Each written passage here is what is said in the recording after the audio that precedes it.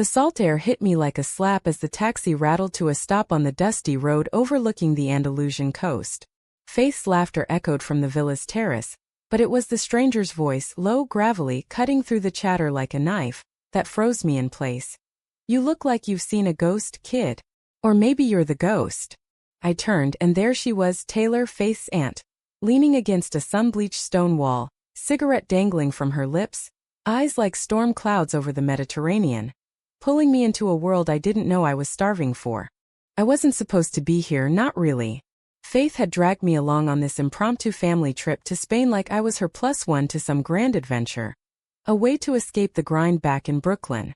We'd been best friends since freshman year at NYU, her the bubbly psych major with the infectious grin, me the quiet film student sketching storyboards in the back of lecture halls.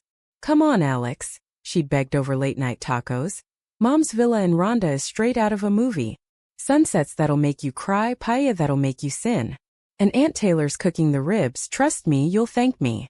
I caved because Faith had that way about her, the kind that made you feel like you were missing out on life if you said no. But as the cab door creaked open and the heat wrapped around me like a too-tight embrace, I wondered if I just signed up for 3 weeks of awkward small talk and sunburns. The villa was a sprawling white stucco affair, terracotta roof tiles baking under the relentless July sun, perched on a cliffside that dropped straight into the Atlantic.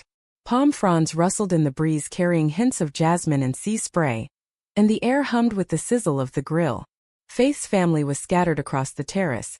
Her mom, Elena, fussing over a pitcher of sangria. Her dad, Marco, arguing good-naturedly with Uncle Javier about some old soccer match. Cousins chasing each other through the olive grove below. It was all so effortlessly warm, so quintessentially Mediterranean, even if half the family was second-generation Italian-American like Faith. They spoke in a mishmash of English and Spanglish, laughter punctuating every sentence, and I felt like an extra in someone else's home movie. Grateful to be cast, but acutely aware of my lines. Faith spotted me first, waving wildly from the edge of the terrace, her sundress fluttering like a flag of surrender. "Alex, you made it. God, traffic from Malaga was a nightmare, right?" She pulled me into a hug that smelled of coconut sunscreen and excitement, her dark curls tickling my cheek. At 24, Faith was all curves and confidence, the kind of woman who turned heads without trying, who collected admirers like seashells on the beach. We'd shared dorm rooms, heartbreaks, and too many bottles of cheap wine, but lately things felt off.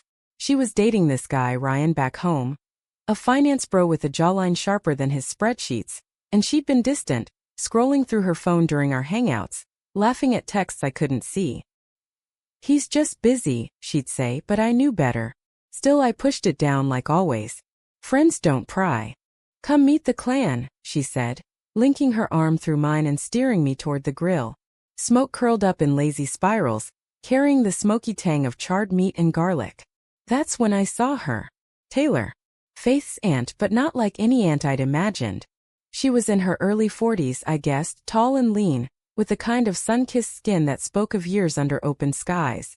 Her dark hair was pulled back in a loose ponytail, streaked with silver that caught the light like threads of moonlight. She wore faded Levi's rolled at the ankles, a white tank top smudged with barbecue sauce, and scuffed leather boots that looked like they'd hiked every trail from here to the Pyrenees. A tattoo peeked from her sleeve, a compass rose inked in faded black, and she moved with the easy grace of someone who'd wrestled life and come out swinging. "Alex, right?"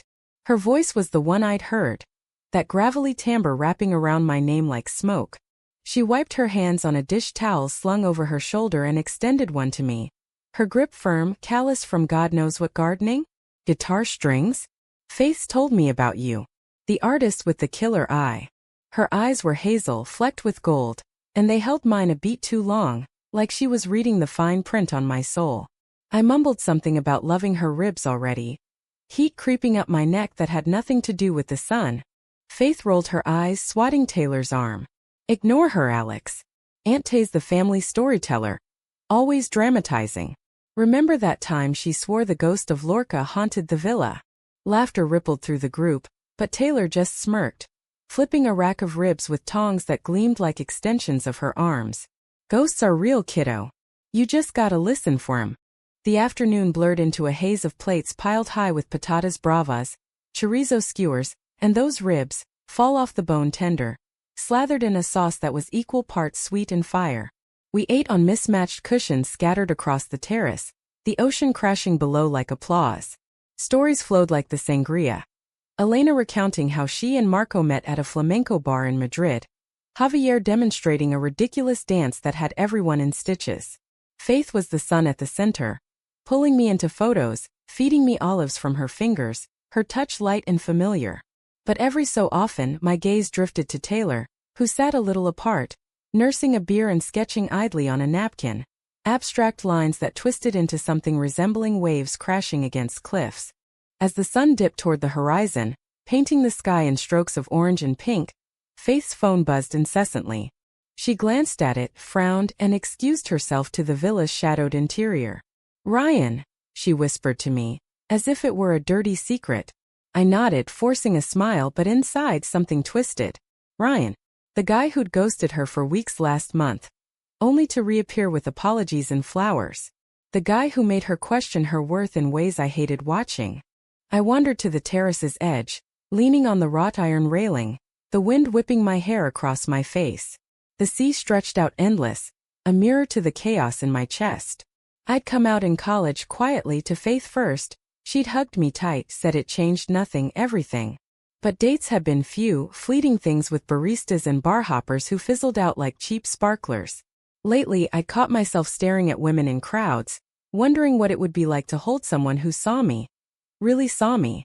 Not as Faith's shadow, but as me. "You okay?"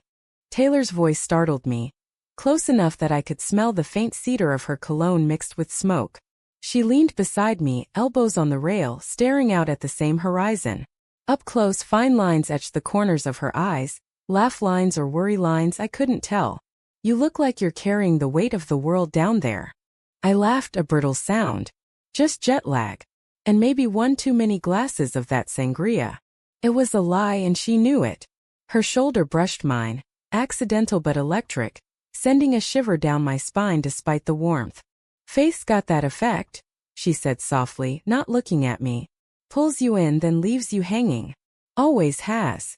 There was a weight to her words, an undercurrent I couldn't place. Before I could ask, she straightened, flicking her cigarette butt into the dusk. "Walk with me. There's a spot down the path, best view in Rhonda. Promise I won't bite." I should have said no. Faith was inside, probably crying over some text from Ryan. The family was wrapping up, plates clattering as they cleared the table. But her eyes held that pull again, and my feet moved before my brain caught up. "Sure," I said, voice steadier than I felt. "Lead the way." The path wound down from the villa, gravel crunching underfoot, lined with wild agave and bougainvillea that scratched at my arms like eager fingers. Taylor walked ahead, her stride long and unhurried, pointing out landmarks, a crumbling Moorish wall, a cluster of cork oaks twisted like old lovers. "This place has been in the family since my grandmother's time," she said over her shoulder. She fled Franco's Spain as a girl, ended up in Jersey with nothing but a rosary and a recipe for gazpacho. Built it all from scratch. Pride laced her voice, but there was ache there too, a threat of loss. We crested a small rise and the view opened up. The Serrania de Ronda unfolding in layers of green and gold. The Guadalevin River snaking through like a silver vein, bridges arching impossibly high. The sun was a blood-orange disk now, kissing the horizon. Taylor stopped, hands in her pockets, and for a moment we just stood there, the world holding its breath. "It's beautiful," I whispered, more to myself than her. "Yeah," she murmured, turning to me. "But beauty's got a way of breaking you open." Her gaze dropped to my lips, then back up, and the air between us thickened, charged like the moment before a storm. "Alex, Faith didn't tell you about me, did she?" The question hung there, heavy as the gathering dusk. I shook my head, heart pounding. "Tell me what?" She exhaled, running a hand through her hair. "I'm not just the cool aunt with the tattoos and the bad habits. I'm the reason Faith's family gatherings always feel like walking on eggshells." She paused, searching my face. "I loved her mom once. Elena. Before Marco. It was messy, ended in tears and exile. Faith knows. Hates me for it, mostly." The words landed like stones in still water, rippling out. "Taylor, the family pariah? The woman who'd built her life on the fringes, sketching secrets on napkins? And Elena, Faith's mom, the sangria-pouring matriarch, had been. With her, it reframed everything. The easy affection between them now laced with old wounds. Faith's wariness around her aunt, the inside jokes that always fell flat. Why tell me? I asked, voice barely above the wind. Because you look at the world like I used to, she said, stepping closer. Like it's full of stories waiting to be told. And Faith. She's my niece, but she's not ready for yours. Her hand lifted, hesitating, then cupped my cheek. Rough thumb tracing my jawline, gentle as a confession. Time stuttered. The sun slipped away, and in that fading light, she leaned in, her lips brushing mine, not in demand, but in quiet revelation. Soft, tentative, tasting of salt and smoke and something deeper unspoken. I pulled back first, gasping, the world tilting. Taylor. Faith. I know, she whispered, eyes shadowed with regret. But some things. They just are. She stepped away, the distance between us vast as the gorge below. Go back. Before she notices. I stumbled up the path alone, lips tingling, heart a riot. The villa lights twinkled like distant stars, laughter spilling out again. Faith emerged as I reached the terrace, eyes red-rimmed but smiling. Where'd you disappear to? Dinner's almost ready, tapas round 2. I forced a grin, the lie bitter on my tongue. Just taking in the view. But inside everything had shifted. The ghost she'd mentioned? It wasn't Lorca's. It was mine stirring awake. The next morning dawned sticky and golden, the kind of Spanish heat that seeped into your bones before you'd even stirred. I woke in the guest room Faith and I shared. A airy space with whitewashed walls, gauzy curtains billowing like ghosts, and twin beds pushed close enough to whisper secrets in the dark. But sleep had been a stranger. I'd lain awake replaying that kiss, the way Taylor's breath had hitched against my skin, the forbidden pull of it all. Faith slept like the dead beside me, her chest rising and falling in peaceful rhythm, oblivious. Or so I thought. Breakfast was a chaotic affair on the villa's shaded patio. Fresh pan con tomate, jamon serrano sliced paper thin, and strong coffee that could wake the saints. The family buzzed with plans. A day trip to the white villages of Andalusia. Maybe a stop at a bodega for sherry tastings. Taylor was there, at the far end of the table, buttering bread with deliberate strokes, her eyes flicking to mine once, twice before sliding away. Electric. Dangerous. Every time our gazes tangled, it was like static, a spark that threatened to ignite. Faith, mercifully, was distracted, glued to her phone. Ryan's flying in next week, she announced midway through her second court adieu. Voice bright but brittle. Surprise visit. Isn't that amazing? The table murmured approvals, Elena's about time. And Marco's gruff nod. But I caught the flicker in her eyes, the plea for validation. Ryan, the golden boy from Connecticut with his trust fund and his TED Talk dreams. He'd proposed last Christmas, or so Faith had confided in a tipsy ramble, but she'd said no, citing timing. Now, with him jetting across the Atlantic, I wondered if timing had caught up. Amazing, I echoed, forcing enthusiasm around the knot in my throat. Across the table, Taylor's fork paused midair, her jaw tightening imperceptibly. Did she know? About Ryan, about the ring that wasn't on Faith's finger yet? The air felt thicker, laced with unsaid things. We piled into 2 rented vans after breakfast, the road to Grazalema winding through cork forests and limestone cliffs that clawed at the sky. Faith claimed the seat beside me in the back, her head on my shoulder as the AC hummed. Thanks for coming, Alex, she murmured, fingers tracing idle patterns on my knee. I don't know what I'd do without you. Innocent, sisterly. But my skin burned where she touched, guilt twisting like a knife. I stared out the window at the passing landscape. Endless blue skies, shepherd huts dotting the hills, willing the scenery to swallow me whole. Taylor drove the lead van, her silhouette sharp against the glare. I watched her through the windshield, hands steady on the wheel, radio crooning old Joan Manuel Serrat ballads. She caught me staring in the rearview once, our eyes meeting in that fractured glass, and she mouthed, "You good?" I nodded, but it was a lie. Nothing was good. This pull toward her. It wasn't just attraction. It was recognition. Like finding a missing piece of a puzzle you'd forgotten you were assembling. The village of Grazalema was a postcard come to life. Narrow cobblestone streets flanked by flower-boxed white houses, the air scented with pine and baking bread. We wandered in a loose pack, dipping into artisan shops for olive oil soaps and hand-painted ceramics, the cousins bartering in broken Spanish while Elena haggled like a pro. Faith linked arms with me, chattering about grad school applications, her dreams of counseling queer kids in underserved neighborhoods. "You'd be perfect for it too," she said, squeezing my hand. "Your stories, the way you see people. We'd make a hell of a team." My chest ached. If only she knew how tangled my seeing had become. We paused at a mirador overlooking the Pinsapar forest, ancient firs marching down the slopes like silent sentinels. Taylor lingered at the edge, sketchpad in hand, capturing the vista in quick, sure strokes. I excused myself from Faith. "Need a bathroom break," and drifted toward her, pulse thundering. "Nice lines," I said, peering over her shoulder. The drawing was raw, evocative. Trees twisting toward light, shadows pooling like regrets. She glanced up, a half-smile playing on her lips. "Practice. Been chasing this light since I was younger than you." She closed the pad, tucking it under her arm. "About last night." "Don't." The word came out sharper than intended. "We can't. Faith isn't a kid anymore," Taylor finished, voice low. "And neither are you. But yeah, lines we shouldn't cross." She paused, eyes searching mine. "Look, I'm not out to wreck anything. I've done enough of that in my life. Elena and me. It was fire, Alex. Burned bright, then scorched everything.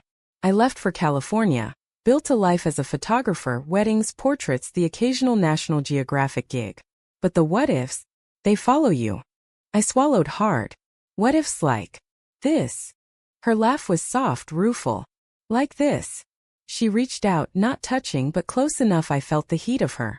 "Your trouble, Alex Rivera. The good kind." Footsteps echoed, Faith calling my name. Taylor stepped back, seamless as a pro. "Go on," she said. "Family's waiting." The rest of the day blurred. A sherry tasting where the nutty liquid warmed my veins. A communal lunch of salmorejo and grilled sardines under a trellis of grapes. But the undercurrent pulled stronger. At dinner back at the villa, a feast of paella cooked over an open flame. Taylor sat across from me, our knees brushing under the table once, twice, until I jerked away like scalded. Faith noticed nothing, lost in tales of her impending engagement. "Ryan's got this whole surprise planned," she confided later, as we washed dishes side by side. "Rings, maybe? On the beach at sunset. Romantic, right?" My hands trembled in the soapy water. "Yeah, sounds perfect." But the word tasted like ash. That night, as thunder rumbled over the Sierra, I slipped out to the terrace, rain pattering on the tiles. Taylor was there, of course, silhouetted against the stormlit sea, a glass of wine in hand. "Can't sleep?" she asked, not turning. "Too much thinking." I joined her, the rain cool on my skin. We talked then, really talked. About her ex-wife, a painter who'd left for Paris with their dog and half her heart. About my mom's quiet disapproval back in Queens, the just a phase lectures over Sunday dinners. Stories poured out, vulnerabilities laid bare under the downpour. When her hand found mine, lacing fingers, it felt inevitable. We kissed again, slower this time. Rain mingling with tears I didn't know I'd shed. But dawn brought clarity and catastrophe. Faith's phone lit up at 6 a.m., Ryan's name flashing. She answered in whispers, then louder. "No," I said, "no. Not yet." Silence stretched, broken by a sob. I pretended to sleep, but when she crept out, I followed. She was in the garden, pacing, phone clutched like a lifeline. "It's not about you, Ryan. God, Alex would get it. She's the only one who does." My name on her lips stopped me cold. Then, "Yeah, well, maybe I love her more than you think." The world tilted. Love? Not friend love, but... I backed away, heart hammering, pieces slotting into place. The touches, the confessions, the distance from Ryan. Faith, my Faith, had feelings for me. All this time. I fled to the cliff path, breath ragged. Taylor found me there, wild-eyed. "What happened?" "Faith," I gasped. She loves me. Like loves me." Taylor's face crumpled, understanding dawning. "Shit. And here I am, the aunt who..." "No." I grabbed her arm. "It's not your fault. But everything's breaking." She pulled me close, arms a shelter against the storm. Then we fix it. Or we don't. But we face it. But facing it meant betrayal, layers upon layers.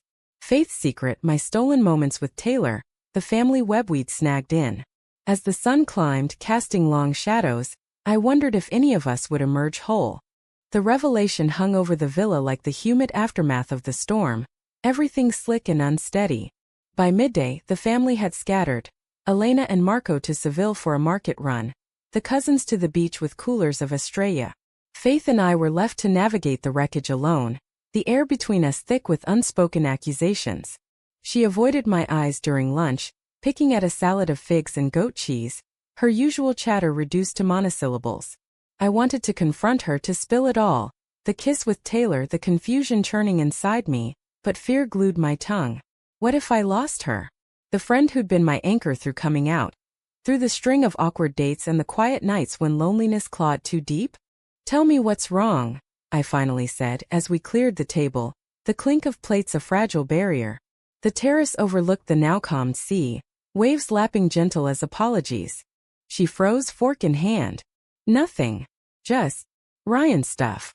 But her voice cracked, and when she looked up, her brown eyes were liquid with hurt. Last night I saw you with Aunt Tay. On the path. My stomach dropped. Faith. Don't. She set the fork down, hands trembling. I get it. She's magnetic. Always has been. The way she tells stories, the way she sees right through you. A bitter laugh escaped. Like she saw through Mom back then. The pieces clicked. Faith's wariness around Taylor. The family lore she glossed over. You knew. About her and Elena. She nodded, sinking into a chair. Gran told me when I was 16. Said Taylor was a hurricane, beautiful, but she'd wreck your shore. Tears spilled now unchecked. I didn't want that for you. But then Ryan proposes again, over the phone like it's nothing, and I think, why not? Safe, steady. Except it's not him I dream about. It's you, Alex. Has been for years. The confession landed soft, devastating. I knelt beside her, taking her hands, cold, clammy. Faith, I love you. As my person, my everything. But not like that. Not romantically.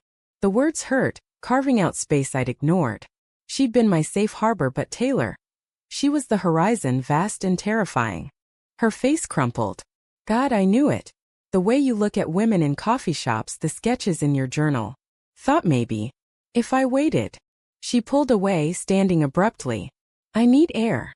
She fled toward the olive grove, leaving me adrift. I found Taylor in the studio. A converted outbuilding at the villa's edge. Walls lined with canvases and framed prints from her travels. Moroccan markets in ochre tones. Icelandic auroras bleeding green into black. She was developing film in a makeshift darkroom, the acrid scent of chemicals sharp. Heard the shouting, she said without preamble, pinning a strip to a line. Images emerged. The family at the barbecue, Faith mid-laugh. Me at the Mirador, caught in a shaft of light, eyes distant. You heard. I leaned against the doorframe, arms crossed to hold myself together. Thin walls. Spanish villas aren't built for secrets. She turned, drying her hands on her jeans, face etched with lines that spoke of too many regrets. Faith's got my blood, stubborn, passionate. But she's young, Alex. She'll heal. And me. The question slipped out, raw. What about the mess I've made?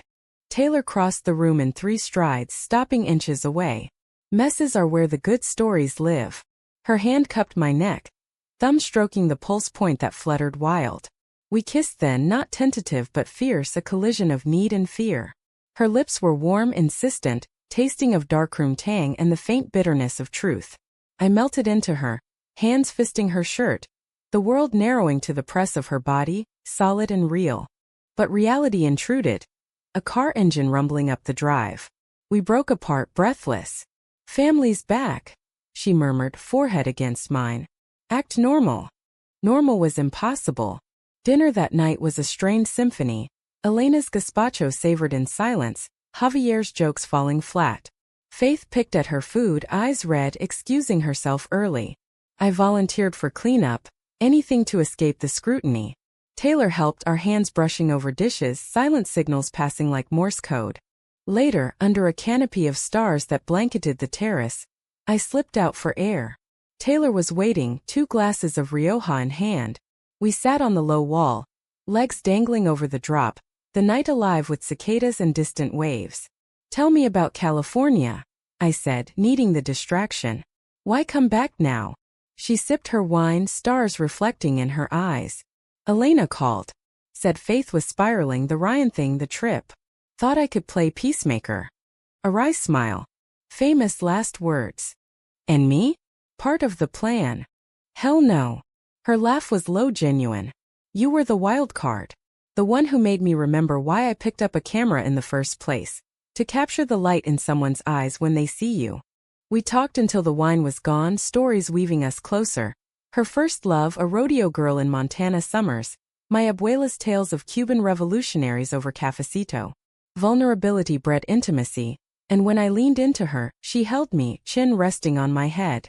"This scares me," I admitted. "Loving someone who knows loss like you do." "Love's always scary," she replied.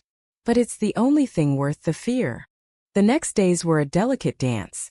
Faith thawed slowly. We hiked the Caminito del Rey, the wind-whipped walkway clinging to cliffs, her hand in mine platonically now, rebuilding as friends. "I'm sorry," she said one afternoon, as we shared gelato in Rhonda's old town. "For assuming. For not seeing you first." I hugged her tight. "We're good. Always." But the undercurrent with Taylor simmered. Stolen glances over breakfast, a brush of fingers in the kitchen, a midnight walk where we held hands in the shadows, whispering futures neither dared voice. Then the storm broke. Ryan arrived a week early, striding into the villa like he owned it, tall, blonde, carrying a bottle of Dom Perignon and a velvet box that screamed intent. Faith lit up, then dimmed, introducing him with forced cheer. The family adored him instantly. Marco slapping his back over soccer stats, Elena plying him with tapas. Taylor watched from the sidelines, expression unreadable, while I fought nausea. That night, the barbecue redux. Fireworks for Ryan's welcome. The terrace aglow with lanterns. Faith pulled me aside mid-party, eyes shining. "He's asking tonight. On the beach. Say you'll be there? Moral support." I nodded, throat tight. Wouldn't miss it. But as the group migrated down to the cove, torches flickering, waves a silver hush, Taylor intercepted me on the path. "Don't go." "What?" I stopped, heart slamming. Faith deserves truth. Not a proposal built on sand. Her voice was urgent, hand on my arm. "And you. You deserve to choose."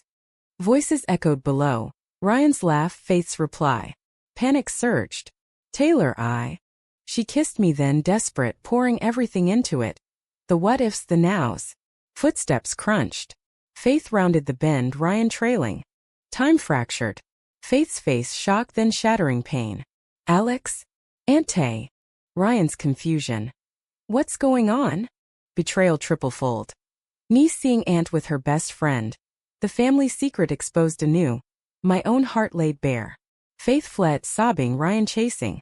Taylor and I stood frozen, the fireworks bursting overhead like accusations. "I have to fix this," I whispered, pulling away. "Go," Taylor said, voice breaking. "But come back. If you want to." I ran toward the lights, toward the ruin I'd helped build, the sea roaring approval or warning. I couldn't tell. The beach was a battlefield of light and shadow. Bonfire flames dancing erratic as the accusations flew. Ryan stood with arms crossed, the velvet box clutched like a grenade, his Connecticut polish cracking under the strain. Faith paced the sand, tears carving tracks through mascara, her sundress sodden from the surf. "How long?" she demanded as I stumbled into the circle, out of breath. "How long have you two been? Whatever this is." "Not long," I stammered, voice lost in the crash of waves. "Faith, please. Save it." She whirled on Taylor, who approached slow, hands raised in surrender. "You, of all people, after what you did to Mom, stealing her heart, then vanishing like smoke? And now my best friend?" Her voice broke. "God, Aunt Tay, I trusted you." Taylor flinched but held ground, eyes glistening. "I never meant to hurt you, Mija. This just happened. Like with your mom. It was real, even if it wrecked us." Ryan stepped forward, box snapping open to reveal a diamond solitaire that caught the firelight like a cold star. "Faith, baby, forget them. Marry me. We'll start fresh. Away from this drama. She stared at the ring, then at him, something stealing in her gaze. No. The word was quiet, final. She snapped the box shut, shoving it back. I can't marry you, Ryan. Not when I've been lying to myself about who I want. Who I am. She turned to me, pain raw. And you, Alex. You saw me. But not enough. I'm sorry, I whispered, tears hot. I love you as family. But Taylor. She sees the parts one hide. Faith laughed, hollow. Family. Right. She backed away toward the path.